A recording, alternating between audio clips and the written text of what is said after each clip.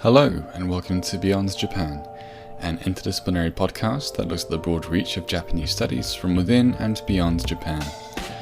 This podcast is brought to you by the Center for Japanese Studies at the Sainsbury Institute for the Study of Japanese Arts and Cultures, in collaboration with the University of East Anglia.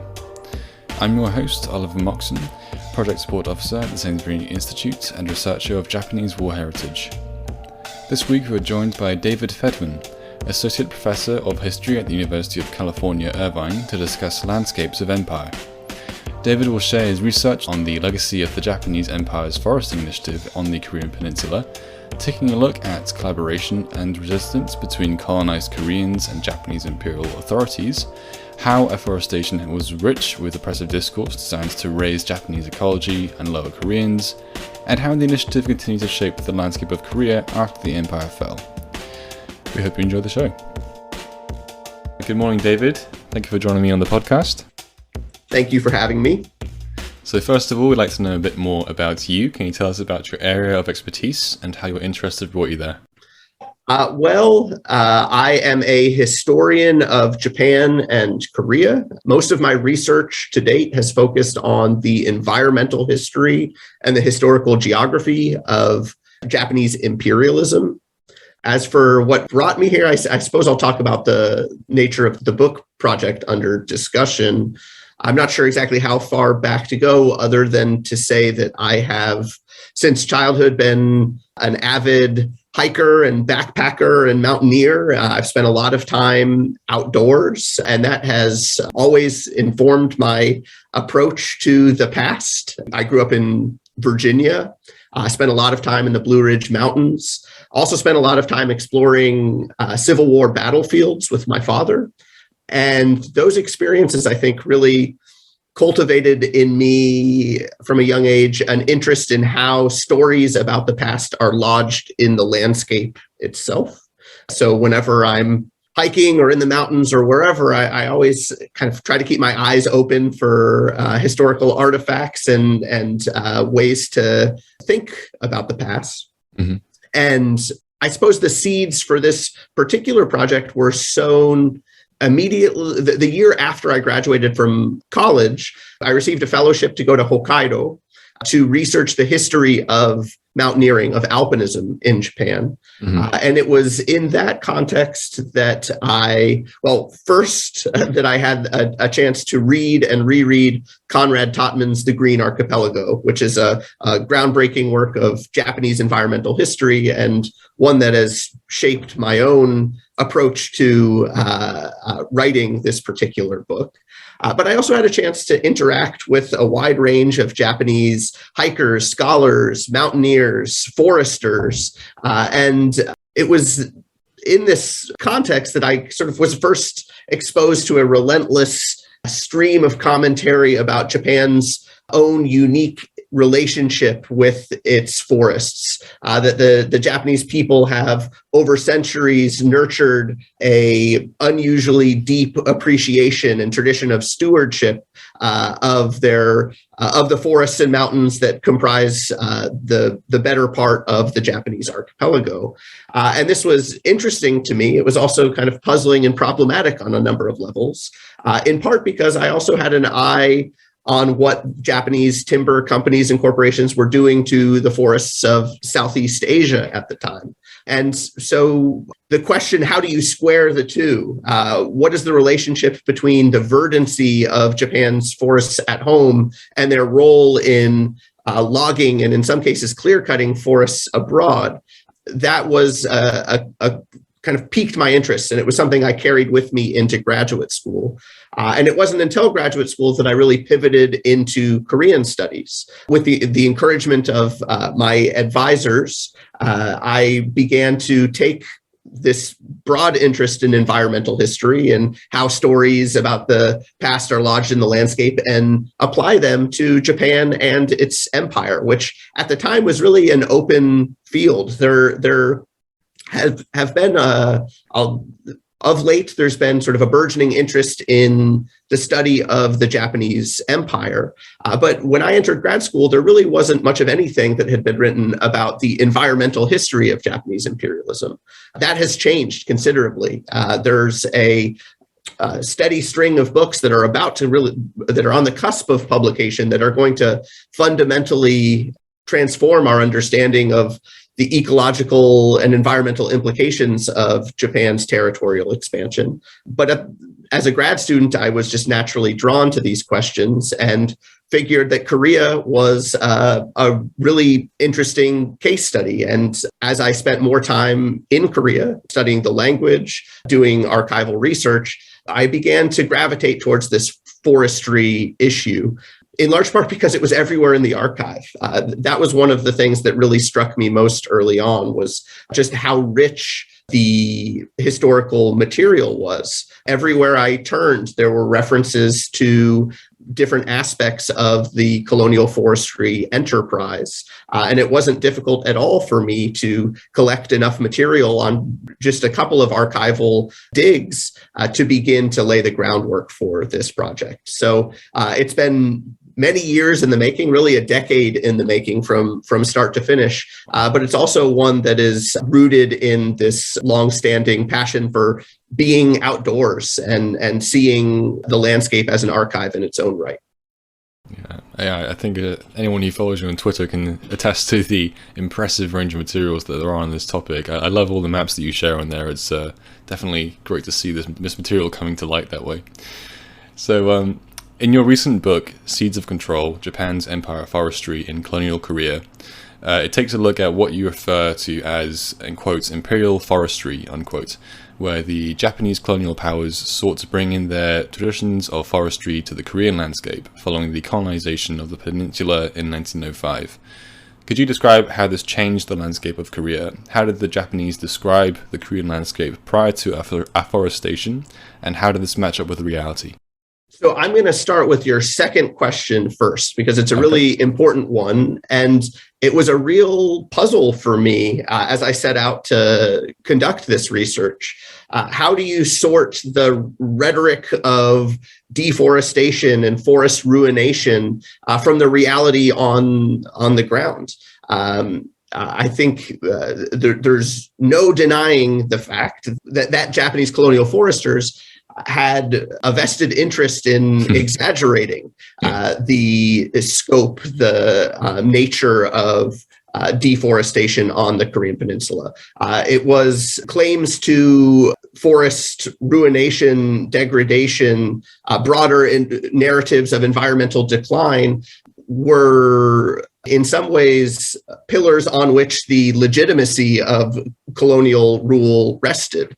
And so the Japanese commentators that I write about in the book went to great pains to embellish the nature of deforestation, describing the Korean peninsula as a land of Hageyama, a land of bald mountains and red earth, one that had been ruined by the maladministration of the Chosun state, by the inability of the Korean people, the Korean farmers, to think into the future due to their supposedly self-interested and malformed environmental ethics.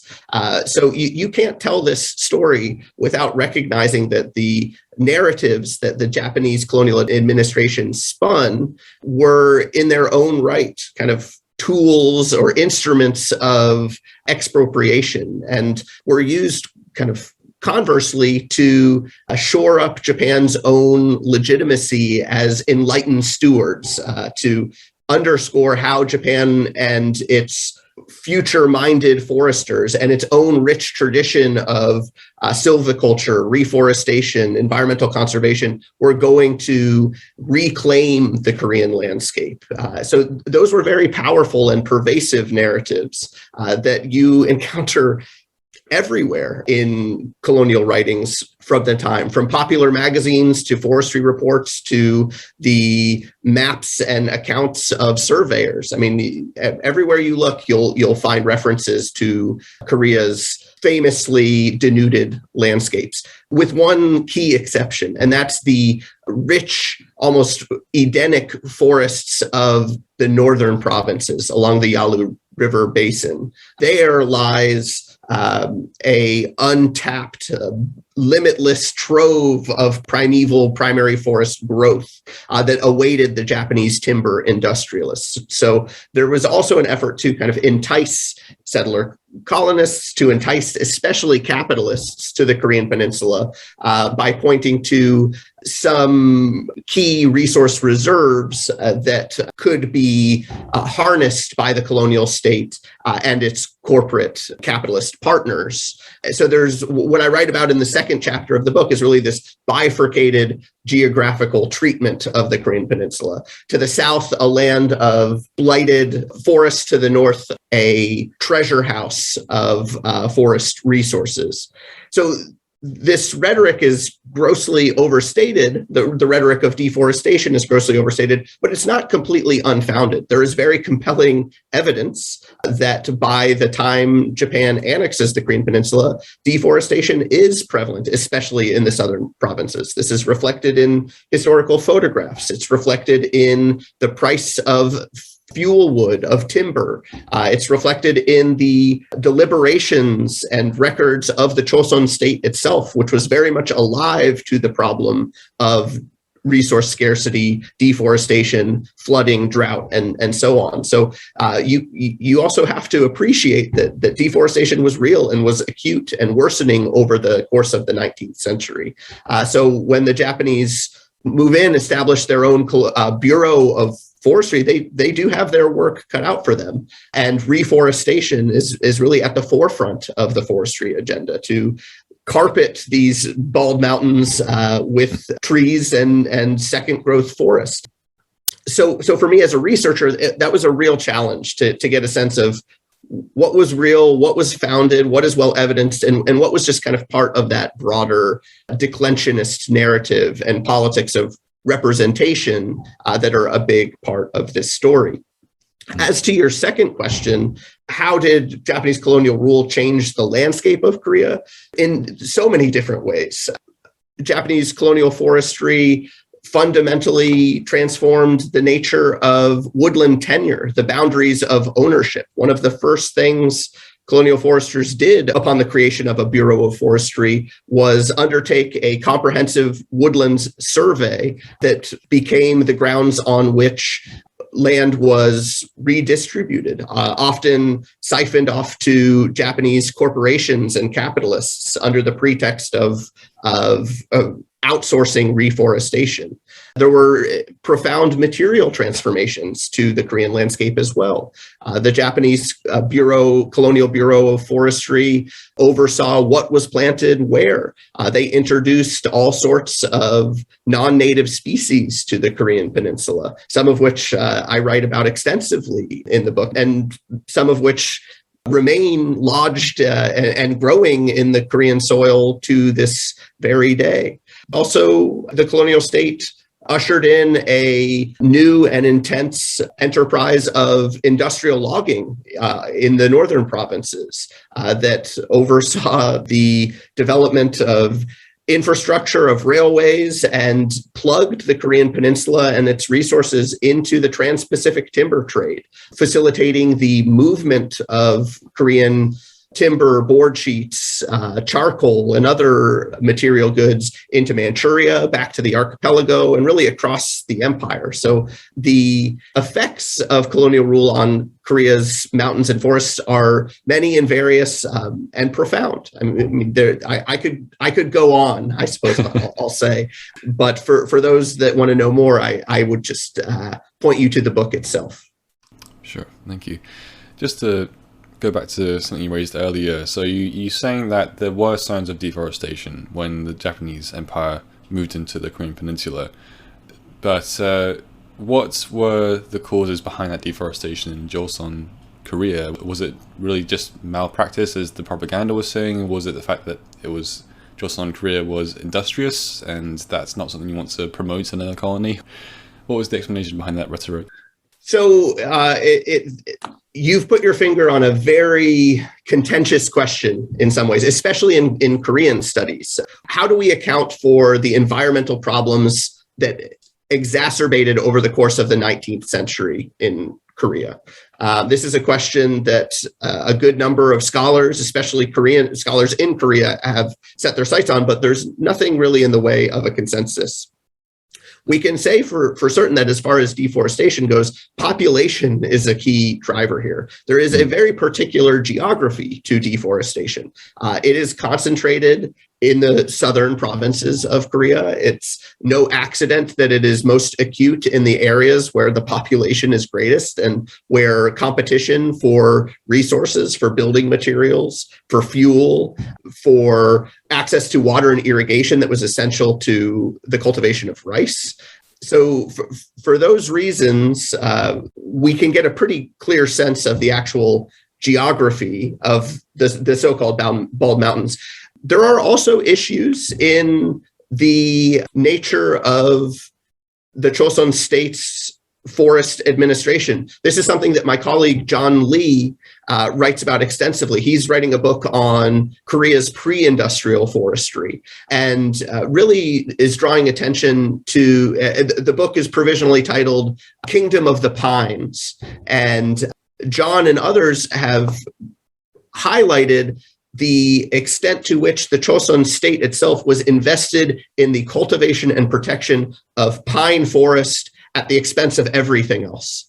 Pine forest really predominates the landscapes of Chosun Korea, which is not necessarily in the best interests of overall forest health. If you have a monoculture, if you just have one tree, that significantly raises the risk of timber blight. It's often at the expense of the resiliency of these landscapes. And so there's a much deeper history to the monoculture of pine in Korea. But it does point to some issues with the actual policy framework that the Chosun State had developed over many centuries.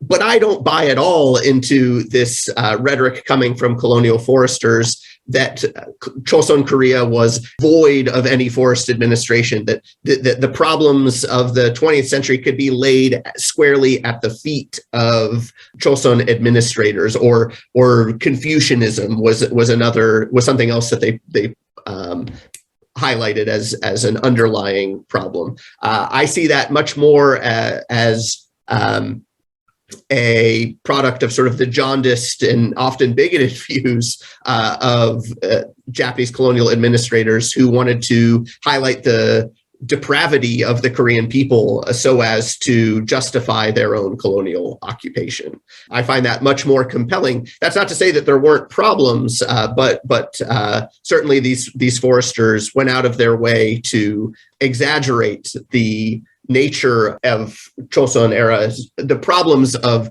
Chosun era forestry, every opportunity that they had. Sure, yeah. So the term I mentioned earlier, Imperial Forestry, is not a new one. Instead, your book places the Japanese Empire into a broader global history of empires afforesting colonies. How does the Japanese example contribute to or challenge this broader history of imperial forestry? It's a really good question. As much as I'm trying with this book to write to colleagues in Japanese and Korean studies, I'm also trying to put the Japanese Empire on the map of global historians and environmental historians and forest historians for that matter.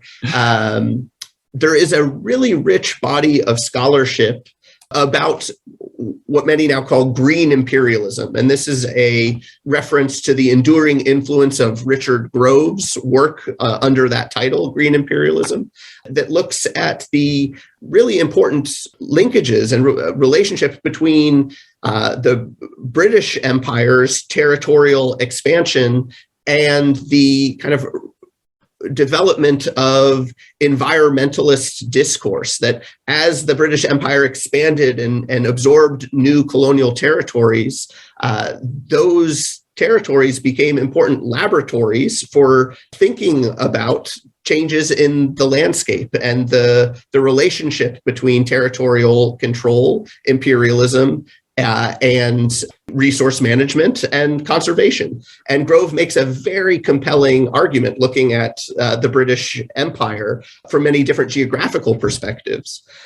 And it's a very persuasive argument. There's a good reason that so many scholars have engaged with his ideas, but it has always struck me as thoroughly Eurocentric in its orientation and in its substance. And so one of the things I really tried to do with Seeds of Control was to map out an alternative tradition of green imperialism, to show, as I point out in the introduction to the book, that green imperialism comes in many different hues, that there's not this one size fits all model to how colonial conservation or scientific forestry developed in colonial contexts.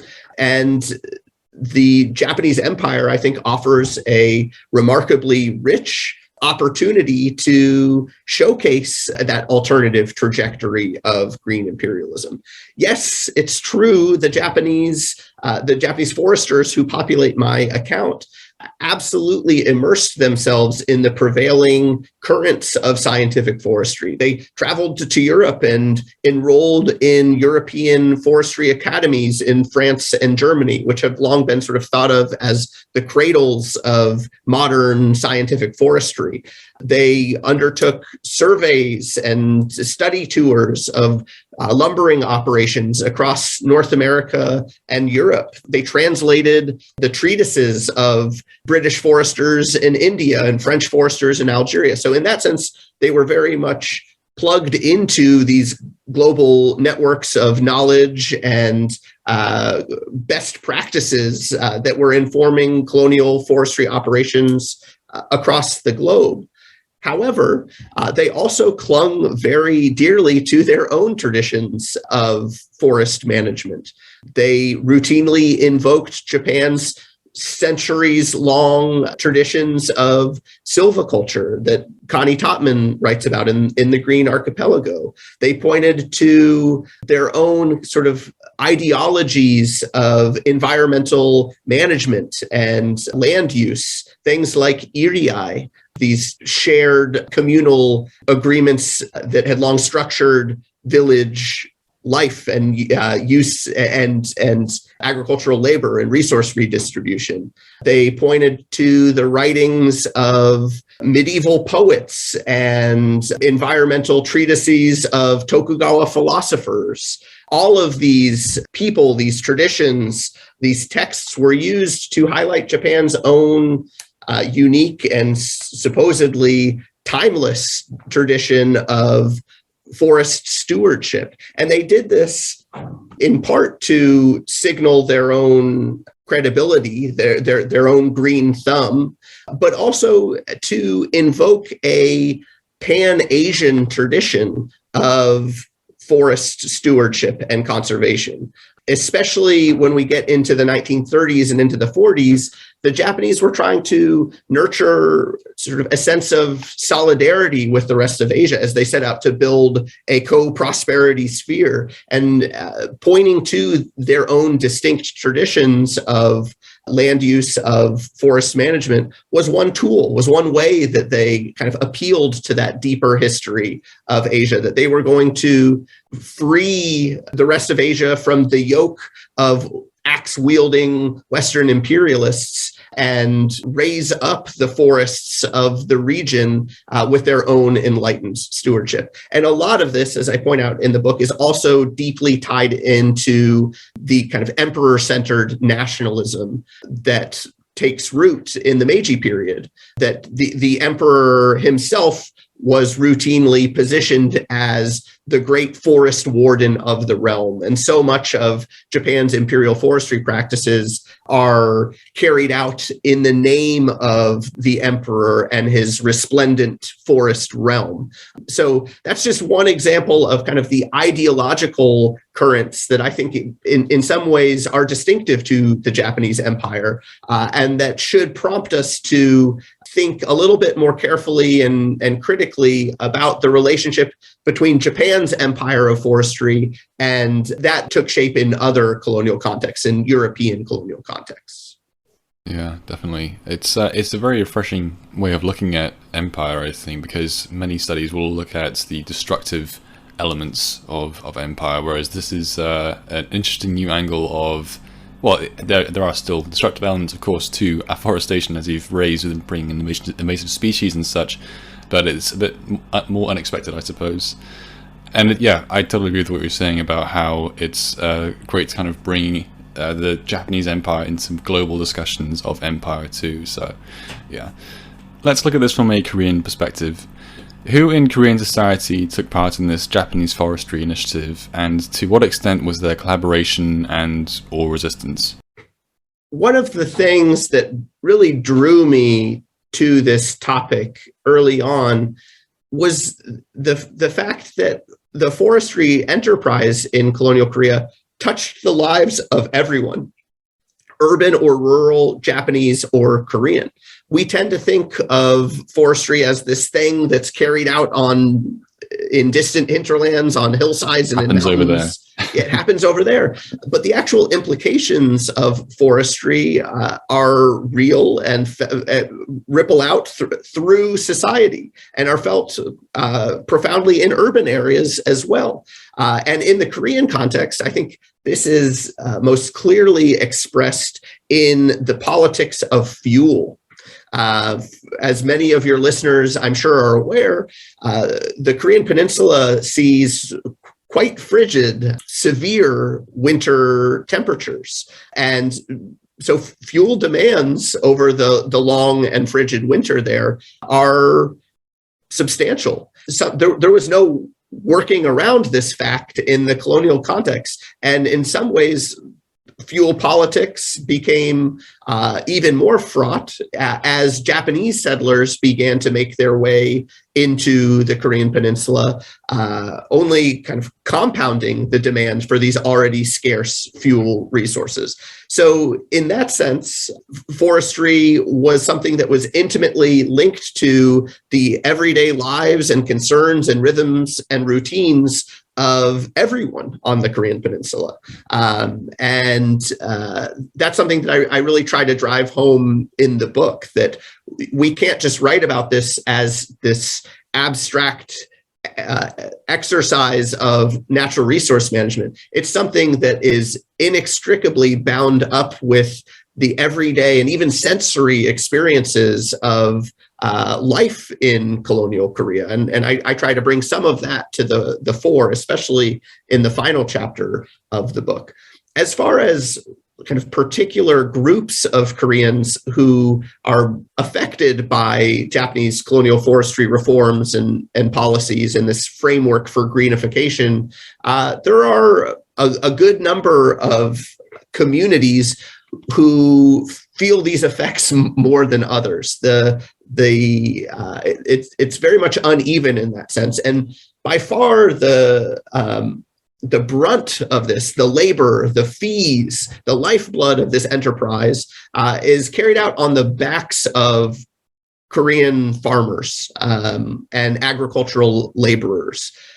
Those who can only watch in frustration as the land survey effectively expropriates or encloses mountains and forests that they had long enjoyed access to. So unsurprisingly, there's a considerable amount of resistance that I write about in the book. And this resistance takes many different forms. Sometimes it's as subtle as just ignoring rules, collecting fuel or pine needles or burning types of fuel that you're not supposed to.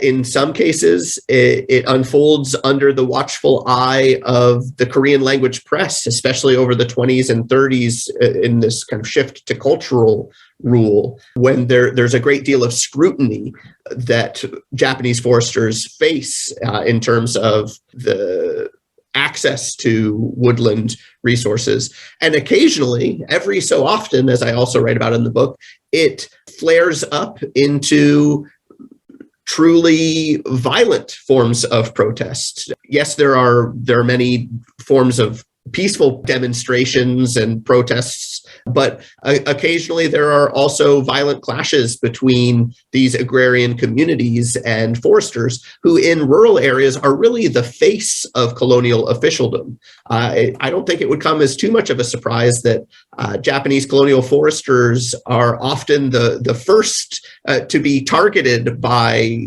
agrarian communities in these remote areas because they're the first to come into contact. They kind of symbolize the encroaching interests of the colonial state itself. And so there are pretty routine, there's a steady string of violent incidents between farming communities and the foresters that they, for good reason, perceive as a threat to their livelihood and access.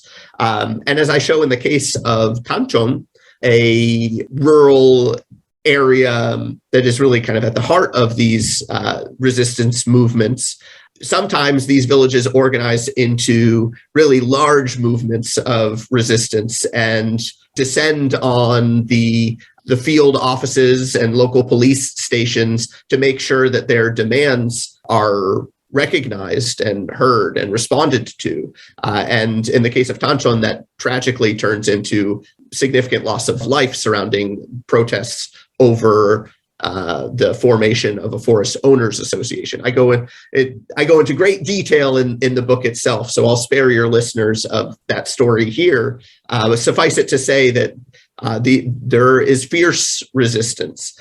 The forests, after all, are spaces of subversion and stalwart resistance. Here, it's perhaps worth recalling that guerrilla insurgents take refuge in the Korean mountains and forests over the course of the colonial period. None other than Kim Il-sung himself, the founding patriarch of North Korea, stages his insurgency, his attacks on the Japanese military and police forces from the mountains of the northern provinces. So if there are any spaces that are kind of recalcitrant to colonial control, it's precisely those placed under the authority of the Colonial Bureau of Forestry. And for that reason as well, I think if they're really rich sites of analysis.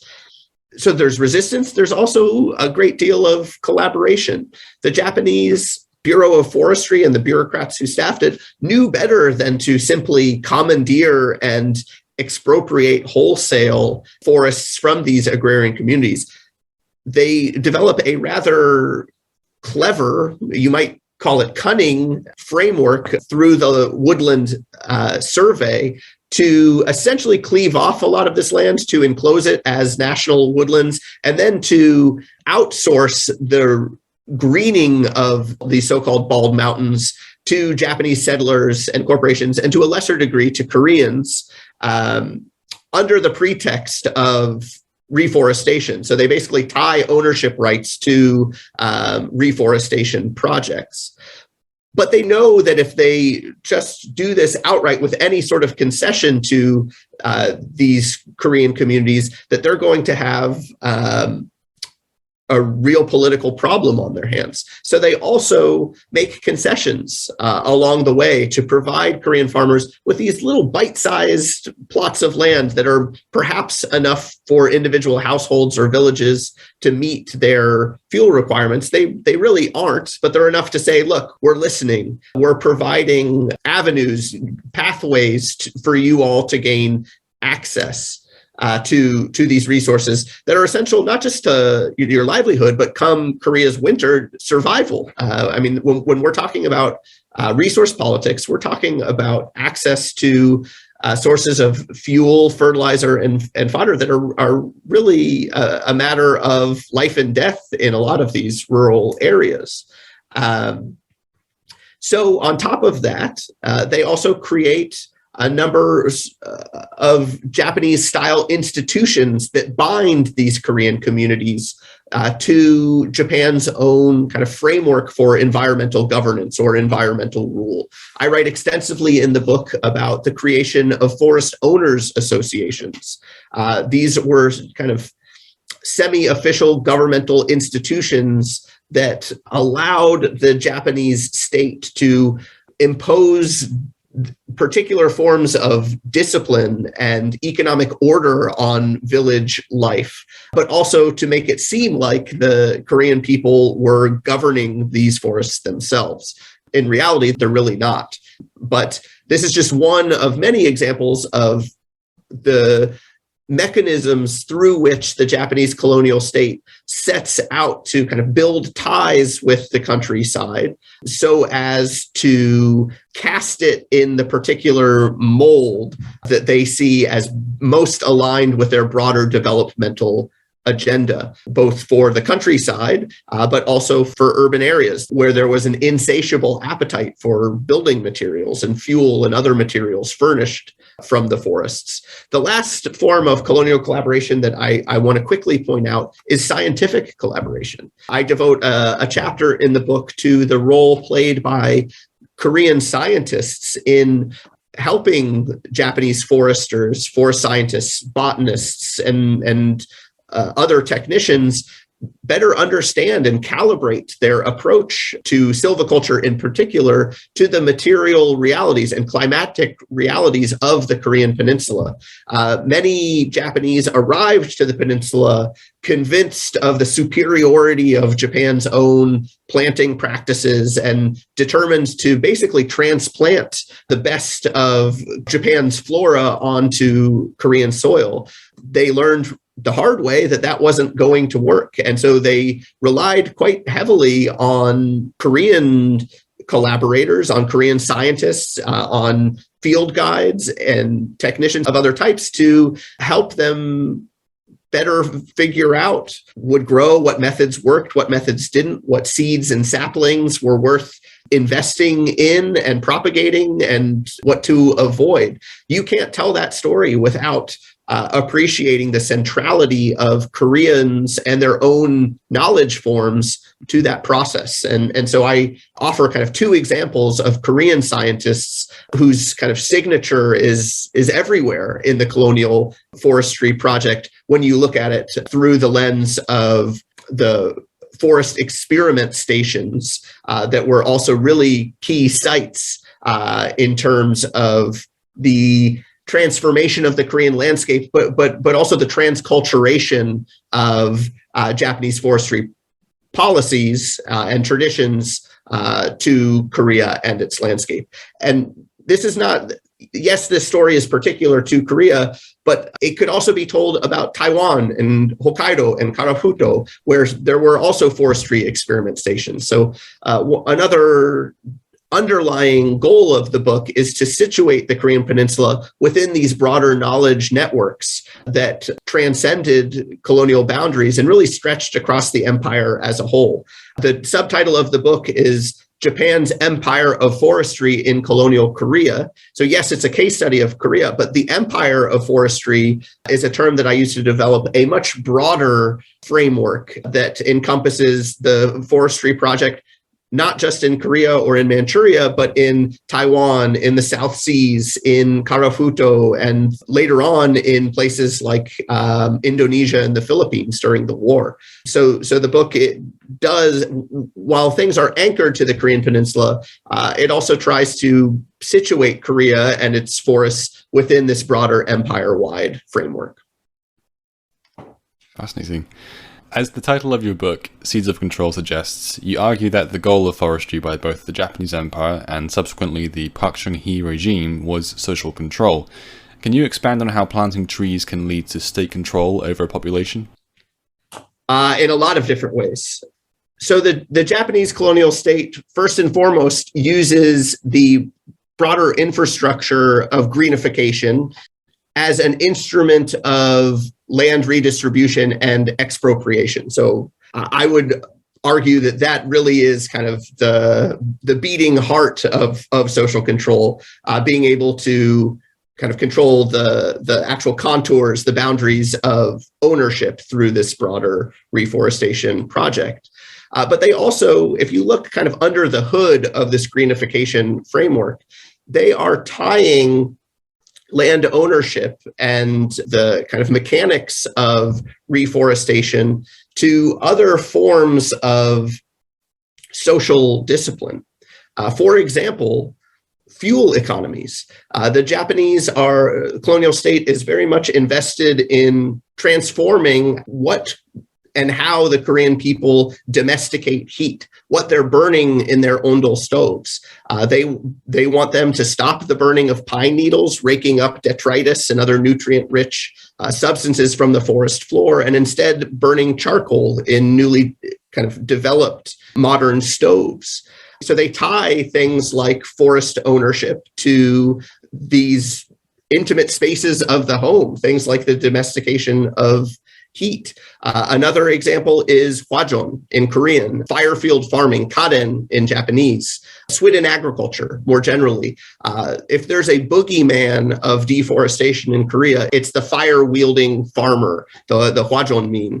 So the Japanese also try to use this broader infrastructure of greening the landscape and conserving the forests to stamp out the vestiges of swidden cultivation, what they see as anathema to their own broader agenda of developing these areas into resource reserves and other key sites. So the mechanics of greenification are tied tightly to different forms of social control. This is to say nothing of kind of the ideological register.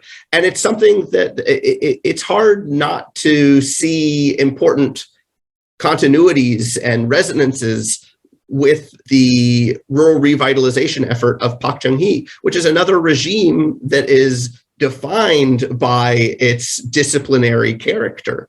So as I develop in kind of the conclusion of the book, Park Chung-hee in many ways succeeds where the colonial state failed to use the broader mechanics of reforestation as a vehicle for a much more far-ranging set of forms of social discipline. I see. So what has been the legacy of Japanese forestry in Korea, both in the aftermath of the Asia-Pacific War and today? I love the example you gave in the beginning of the elderly men who were cleaning a hillside, as they said it, of acacia. So please do share more about that anecdote with us. So there are the legacies of colonial forestry in Korea and elsewhere are many and various. They are material. As the anecdote that I opened the book with suggests, some of the trees, seeds planted during colonial rule remain in Korea to this day. That particular anecdote that you've pointed to is a story about acacia, sawtooth oak, which was an important tool both for the colonial administration and for Park Chung-hee in terms of erosion control. And so it's everywhere you turn. Its fragrant white flowers in Korea, I think, offer a reminder of this deeper history and these sorts of continuities in forest and environmental governance. Another really fascinating example that I don't devote as much attention as I would like to is the cherry blossom. Japanese settlers were adamant that the colonial state introduced cherry blossoms into urban areas, that Japan's own kind of traditions of revering the cherry blossom and enjoying the blossoms in spring, that tradition carried over into the Korean peninsula. Cherry blossoms were planted in urban areas, in parks and green spaces across Korea in the colonial period. And they exist in Korea to this very day. But the Korean people themselves have indigenized those traditions in really interesting and complicated ways. They've introduced, for example, Korean varietals of the cherry blossom so as to kind of claim it as their own, to distance themselves from this deeper history. There's also ongoing disputes over the origins of the cherry blossom itself, whether or not Koreans would claim that it actually originated in Jeju Islands. This is one example of how flaring nationalism in Asia spills over into questions of Sylvan nationalism, kind of whose forestry traditions are greater and grander. Those are very much realities that color geopolitics in East Asia today. So there are material legacies, there are institutional legacies. The forestry school at SNU, Seoul National University, started in the 1920s as Japan's premier forestry research academy in colonial Korea. So there are some important institutions that have carried over, and there are interpersonal vestiges as well. Some of the Korean scientists who I mentioned earlier, who are trained in colonial Korea's forestry schools, go on to play an outsized role in greenification under Park Chung-hee and to preside over South Korea's remarkable reforestation initiatives of the 1960s and 70s. This is a very fraught question. The question of colonial legacies is one that looms very, very large. So I don't want to suggest that the green, verdant landscapes one sees in South Korea today are due to Japanese colonial rule. That's not at all the case.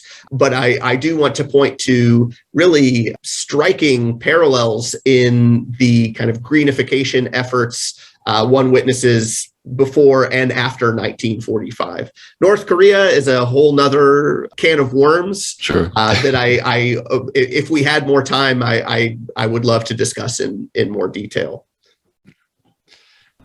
Well, I had to have you back on for that one, I think. Yeah. Given the heated rhetoric today against deforestation around the world, are there any who might consider this to be a rare ecological positive that came out of colonialism? So I would be very hesitant to call this an ecological positive.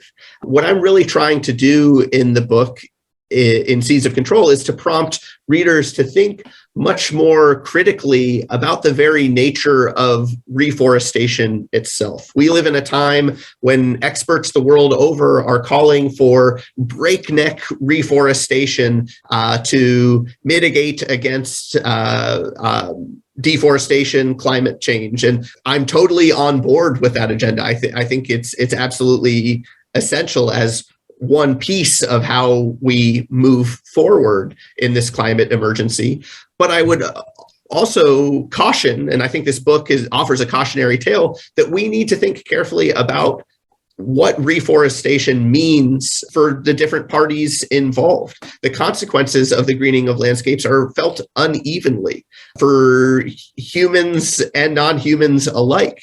So the case of colonial Korea, I think, offers us a story of a darker shade of green, one that reveals the uneven power dynamics and inequities that are sometimes built into these larger projects of reforestation. And so I wouldn't so much call this a story of an ecological positive as a cautionary tale and a prompt for us to reconsider what reforestation should look like moving forward. Sure, definitely. Well, thank you for answering all my questions, David. Before we finish the episode, could you share with us what other projects you're currently working on? Well, thank you very much for having me. I have 3 ongoing projects. One of them is an outgrowth of the book that I've just discussed, and it's a project on the Oji Paper Company, historically Japan's largest consumer of Asia's forests, both before 1945 and into the present day. So it's an effort to kind of better appreciate the material underpinnings of Japan's much celebrated paper and print culture. I just finished co-editing a volume called Forces of Nature, New Approaches to Korean Environments. It's an edited volume on Korea's environmental history, and that will be forthcoming in 2022 from Cornell University Press. And I'm also co-writing a book with my good friend and colleague, geographer Carrie Caracas, on the firebombing of urban Japan during World War II.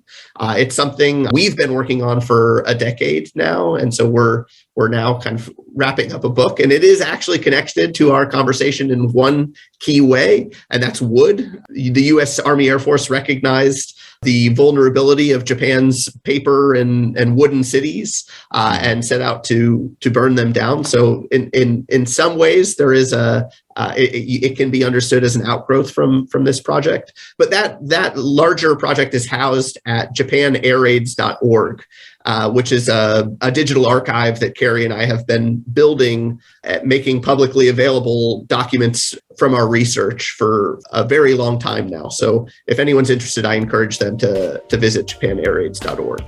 Great. Lots to get into there. Thank you, David. It's been a real pleasure. Thank you. You can find a link to David's research profile in the description below.